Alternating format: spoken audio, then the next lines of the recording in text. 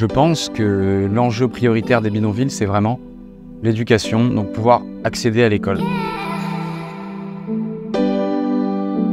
Je m'appelle Eflamme de la Fouchardière, j'ai 26 ans, je suis volontaire enfant du Mékong pour 1 an dans la mission de Klong Toy chez les Xaviériens. Klong Toy, c'est un bidonville de Bangkok.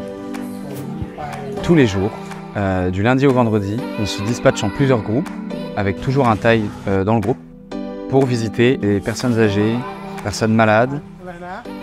Et donc là, nous sommes dans le bidonville de Klong Toy Nai. Et nous sommes accompagnés de Ekalak, qui est un volontaire Thaï depuis maintenant 7 ans.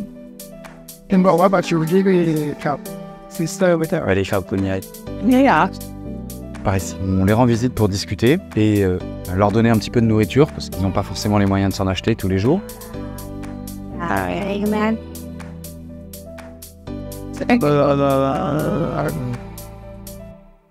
J'ai l'impression que les enfants dans les bidonvilles sont un petit peu abandonnés. Ces enfants sont très souvent sur leurs écrans pendant des heures et des heures, ça peut être toute une journée sur TikTok. La plupart d'entre eux ont des familles un petit peu disloquées. Certains n'ont plus de papa, n'ont plus de maman, vivent avec leur grand-mère, leur grand-père, leurs frères, leurs cousines, tout ça.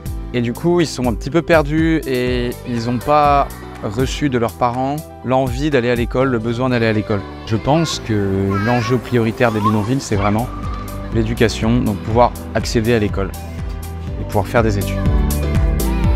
Ma mission de coordinateur de programme, c'est gérer les parrainages, tout simplement. Rencontrer les responsables de programme sur leur lieu de vie et puis rendre visite aux filleuls pour mettre à jour leurs fiches, pour savoir s'ils reçoivent bien leurs lettres, mais également m'assurer qu'ils aillent bien à l'école aussi. Tous les lundis après-midi, je me rends à l'école de Samaki avec Tony, qui est un filleul d'enfant du Mékong depuis l'année dernière. Et je pars avec lui donner des cours d'anglais, mais également faire des activités comme jouer de la musique. Pour moi, la formation humaine, c'est vraiment pouvoir leur donner une manière de s'exprimer autrement qu'à l'école. À travers le jeu, donc ça peut être des jeux de société ou des activités comme le badminton, le dessin, ça peut être à travers des formations, c'est du life skill quoi. C'est une mission où je rends visite aux autres volontaires de Thaïlande pour organiser des camps ou des formations. Donc c'est vraiment très axé sur la pédagogie. Par exemple, je vais aller à Ranong, chez Clémentine, dans le sud de la Thaïlande, pour donner une formation sur l'addiction aux écrans. Et puis faire des activités aussi l'après-midi.